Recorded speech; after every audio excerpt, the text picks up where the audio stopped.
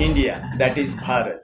भारतीय संविधानाच्या आर्टिकल 1 म्हणजेच अनुच्छेद 1 मध्ये आपल्या देशाचं अधिकृत नाव इंडिया अर्थात भारत असं आहे. भारत हा एक राज्यांचा संघ असल्याचं म्हटलं गेलं आहे. याचाच अर्थ जरी भारताने संघराज्य पद्धतीचा स्वीकार केला असला तरी भारताला राज्यांचा संघ म्हणतात. भारतीय संघराज्य हे अमेरिकी संघराज्याप्रमाणे राज्यातील करारांवर आधारित नाही. तसंच राज्यांना संघापासून वेगळं होण्याचा अधिकार देखील नाही. भारताचा भूभाग हा अखंड असून केवळ प्रशासनाच्या सोयीसाठी तो वेगवेगळ्या राज्यांमध्ये विभागण्यात आलेला आहे. नमस्कार. संविधान द सोल ऑफ इंडिया या विशेष लॉ सिरीजच्या आजच्या एपिसोडमध्ये आपल्या सर्वांचं पुनश्च एकदा सहर्ष स्वागत. मागील 3 एपिसोड्समध्ये आपण संविधानाची उद्देशिका आणि संविधानाच्या बेसिक बाबींची सविस्तर माहिती घेतली. आपण पाहिलं की संविधानाची उद्देशिका ही एकूणच संपूर्ण संविधानाचा सार आहे, सारांश आहे. आजच्या एपिसोड 4 पासून आपण प्रत्यक्षात भारतीय संविधानामधील प्रत्येक भाग, प्रत्येक कलम सविस्तरपणे जाणून घेण्यास सुरुवात करणार आहोत. प्रत्यक्षात संविधान समजून घेण्याआधी तुम्हाला हे समजून घेणं महत्त्वाचं आहे की संविधानाचे मुख्यत्वे 3 विभाग करण्यात आलेले आहेत. पहिला पार्ट म्हणजेच भाग जो काही कलमांचा मिळून बनलेला आहे. दुसरा आर्टिकल्स म्हणजेच अनुच्छेद किंवा कलम.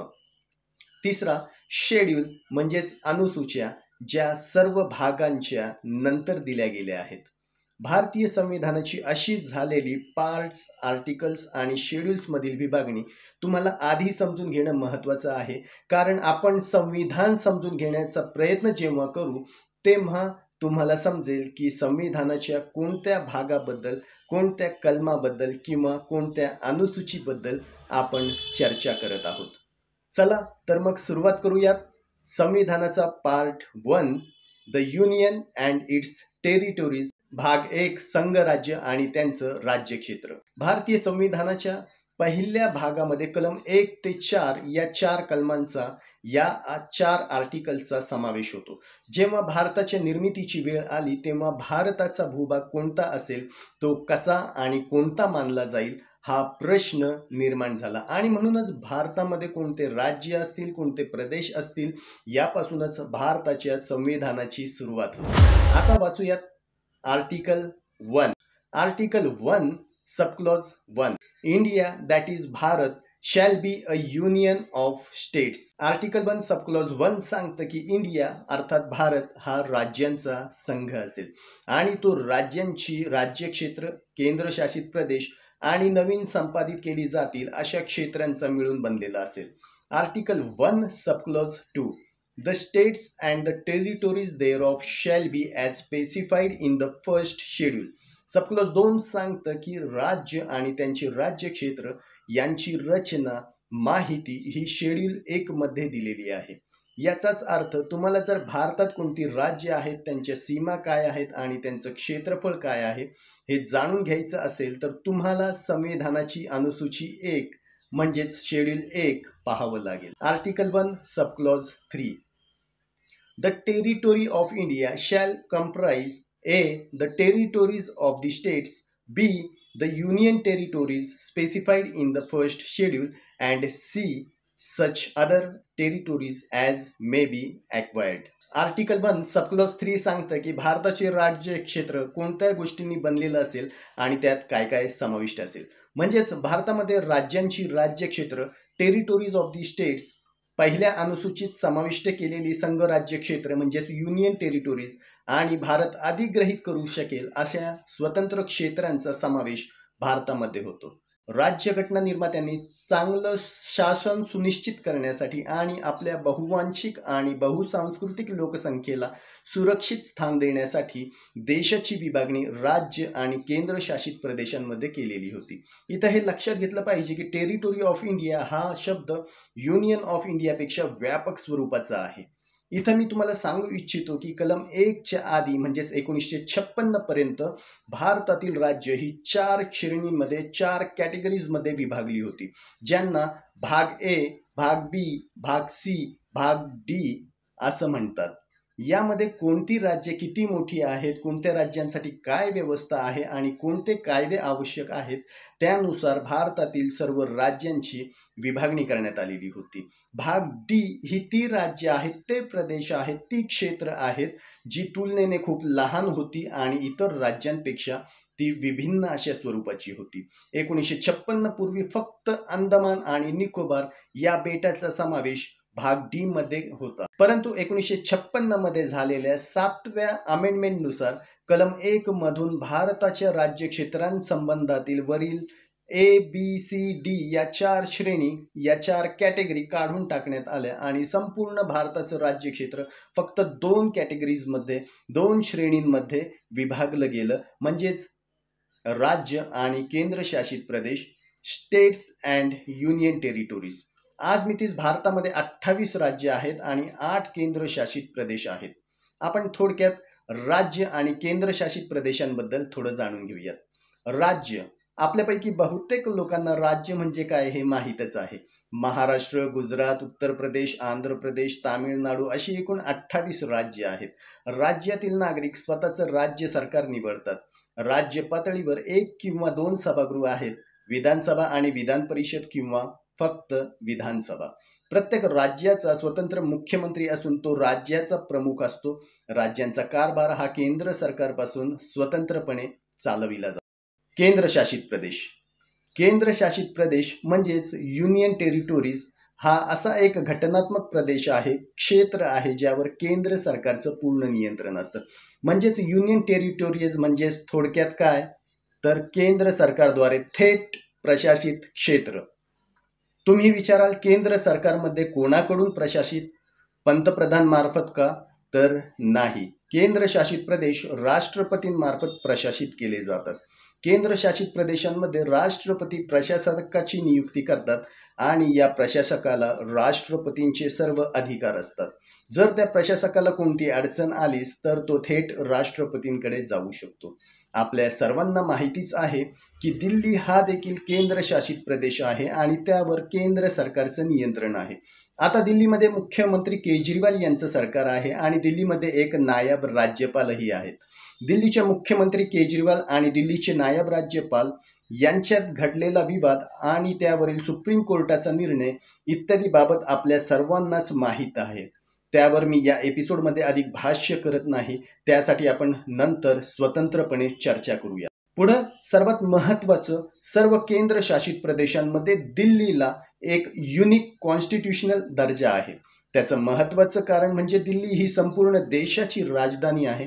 इथं केंद्र सरकारची बहुतेक सर्व महत्त्वाची आणि मोठी कार्यालये आहेत. भारताची संसद, राष्ट्रपती भवन, पंतप्रधान कार्यालय आणि त्यांची निवासस्थानं इथंच आहे. सर्वोच्च न्यायालय देखील इथं आहे. या सर्व कारणांमुळे दिल्ली इतर राज्यांसारखी नसून तिला एक युनिक कॉन्स्टिट्यूशनल दर्जा आहे. त्यामुळेच दिल्लीत जे काही घडतं त्याचा परिणाम संपूर्ण देशावर होतो. अशाच प्रकारे संविधानामध्ये कलम 370 काढून टाकण्याबाबत बराच वादविवाद झाल्याचं आपल्याला माहितीच आहे आणि आत्ताच सुप्रीम कोर्टानेही 370 कलम रद्द केल्याबाबतचा केंद्र सरकारचा निर्णय योग्य असल्याचा निर्वाळा दिलेला आहे. मी तुम्हाला सांगू इच्छितो की कलम 370 मुळे जम्मू काश्मीरला स्वतंत्र घटनात्मक दर्जा मिळालेला होता, परंतु आता जम्मू काश्मीर हा एक केंद्रशासित प्रदेश आहे. त्याचप्रमाणे लडाखलाही केंद्रशासित प्रदेशाचा दर्जा देण्यात आलेला आहे. अशा प्रकारे आता भारतात अंदमान निकोबार आईसलँड, चंदीगड, दादरा नगर हवेली, दीव दमण, दिल्ली, लक्षद्वीप, पुदुच्चेरी, जम्मू काश्मीर आणि लडाख असे एकूण 8 केंद्रशासित प्रदेश आहेत. आता वाचूयात article 2, admission or establishment for new states. भारतामध्ये नवीन राज्य दाखल करून घेणं किंवा स्थापन करण्याबाबत आर्टिकल 2 आहे. Parliament may by law admit into the union or establish new states on such terms and conditions as it thinks fit. Article 2 सांगतं की संसदेला तिला योग्य वाटतील अशा अटी व शर्तींवर कायद्यांद्वारे नवीन राज्य संघ राज्यामध्ये दाखल करून घेता येतील किंवा स्थापन करता येतील. थोडक्यात संसद कलम 2 अंतर्गत कायदा पारित करून नवीन राज्य स्थापन करू शकते, जसं की नवीन तेलंगणा राज्याची निर्मिती केली गेली. Article 2A Sikkim to be associated with the union. भारतीय राज्यघटनेमधील कलम 2A हा सिक्कीम राज्याशी संबंधित होता, जो 36व्या घटना दुरुस्तीद्वारे रद्द करण्यात आला होता. 1975 मध्ये सिक्कीमच्या मुख्यमंत्र्यांनी भारतीय संसदेत सिक्कीमला भारताचं घटक राज्य बनवण्याची याचिका केली होती. त्यानंतर सिक्कीममध्ये सार्वमत घेण्यात आलं आणि 97.5% लोकांनी राजेशाही हटवण्याचा निर्णय घेतला. भारतीय संविधानाच्या 36व्या दुरुस्तीनुसार 16 मे 1975 रोजी सिक्कीम हे भारतीय संघराज्याचं 22वं राज्य बनलं आणि त्याचं नाव राज्यघटनेच्या पहिल्या सूचीमध्ये जोडलं गेलं. पुढं वाचूयात article 3. Formation of new states and alteration of areas, boundaries or names of existing states.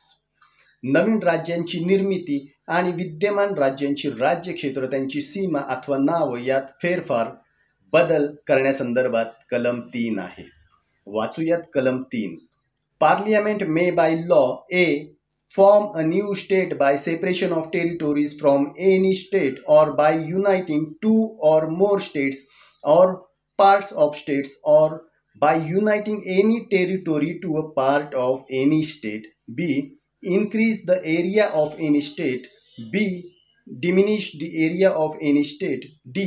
Alter the boundaries of any state. E. Alter the name of any state. संसदेला कायद्याद्वारे कोणत्याही राज्यांपासून एखादं क्षेत्र अलग करून अथवा दोन किंवा अधिक राज्य किंवा राज्यांचा भाग एकत्र जोडून अथवा कोणतंही राज्य क्षेत्र कोणत्याही राज्याच्या एका भागाशी जोडून नवीन राज्याची निर्मिती करता येईल.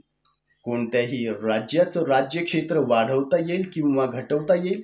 कोणत्याही राज्यांच्या सीमामध्ये फेरफार किंवा बदल करता येईल किंवा कोणत्याही राज्याचं नावामध्ये फेरफार किंवा बदल करता येईल. थोडक्यात कलम 3 सांगतं की संसदेला अशा सर्व किंवा एखाद्या राज्याचं क्षेत्रफळ वाढवणं, त्यांचं क्षेत्रफळ कमी करणं, कोणत्याही राज्यांच्या सीमा बदलणं आणि राज्य आणि केंद्रशासित प्रदेशांची नावं बदलणं कायद्याद्वारे शक्य आहे.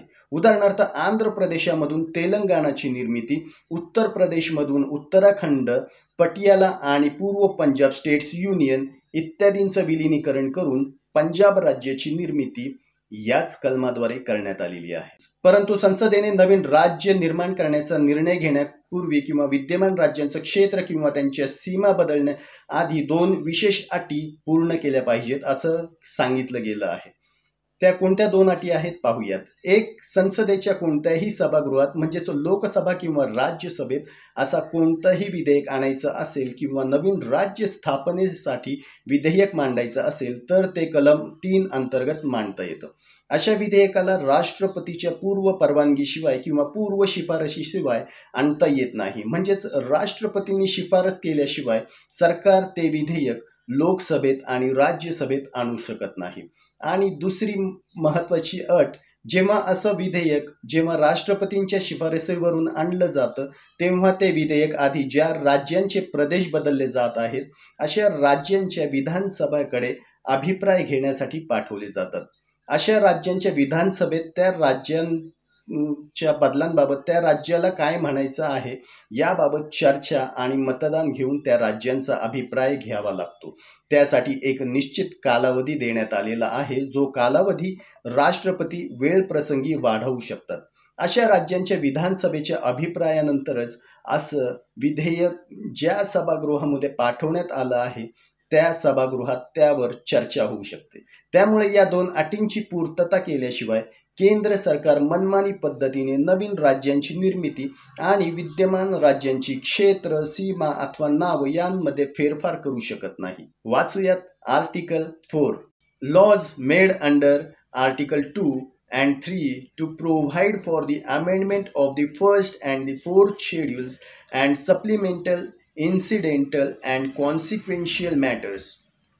कलम 4 पहिल्या व चौथ्या अनुसूचीच्या सुधारणेसाठी आणि पूरक, अनुषंगिक व परिणाम स्वरूप बाबींकरिता तरतूद करण्यासाठी अनुच्छेद 2 व 3 अन्वये करण्यात आलेल्या कायद्यांबाबत आहे. Article 4 subclause 1 Any law referred to in Article 2 or Article 3 shall contain such provisions for the amendment of the first schedule and the fourth schedule as may be necessary to give effect to the provisions of the law, and may also contain such supplemental, incidental, and consequential provisions, including provisions as to representation in the parliament and in the legislature or legislatures of the states or states affected by such law as parliament deemed necessary. कलम 4 ज्यामध्ये सांगितलं आहे article 2 किंवा 3 मध्ये दिलेल्या कोणत्याही कायद्यात त्या कायद्याच्या तरतुदी लागू करण्यासाठी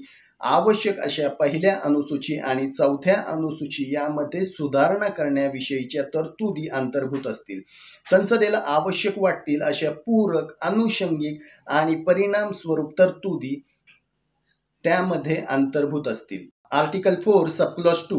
No such law as to aforesaid shall be deemed to be an amendment of this Constitution for the purposes of Article 368. Subclause 2 सांगतं या अनुच्छेदाखाली बनवलेला असा कोणताही कायदा कलम 368 अंतर्गत सुधारणा म्हणून विचारात घेतला जाणार नाही. म्हणजेच थोडक्यात कलम 4 स्पष्ट करतं की नवीन राज्य निर्माण झालं तर या राज्यात विधिमंडळ कोणतं असेल, कार्यकारिणी काय असेल, आस्थापना काय असतील, न्यायपालिका कसं चालेल, इतर तदनुषंगिक साधन सामग्री काय असतील, अशा कोणत्याही बाबी ज्यामुळे ते राज्य होईल आणि ते चालवण्यासाठी आवश्यक असलेल्या सर्व गोष्टींवर संसद कायदे करू शकतं. अशा प्रकारे आर्टिकल 1 मध्ये आपल्या देशाचं अधिकृत नाव इंडिया अर्थात भारत असं नमूद असून भारत हा एक राज्यांचा संघ म्हटला आहे. भारतीय संविधानाच्या भाग 1 मध्ये भारताला राज्यांचा संघ म्हणून स्थापित करणाऱ्या आणि राज्य आणि केंद्रशासित प्रदेशांची निर्मिती, बदल आणि सीमा नियंत्रित करणाऱ्या महत्त्वपूर्ण अशा तरतुदी आहेत. या विशेष लॉ सिरीजच्या पुढील एपिसोड 5 मध्ये आपण संविधानाच्या भाग 2 बाबत चर्चा करणार आहोत. त्यामध्ये सविस्तरपणे जाणून घेणार आहोत सिटिझनशिप्स, नागरिकत्व म्हणजे काय, तेही अगदी साध्या, सोप्या आणि सरळ भाषेमध्ये. Let be ready for watching episode number 5 of special law series Samvidhan the soul of India. पुढील सर्व एपिसोड पाहण्यासाठी लिसन अँड लर्न लॉ या यूट्यूब चॅनल सोबत कनेक्ट रहा. Like, share and subscribe our YouTube channel listen and learn law. Thank you.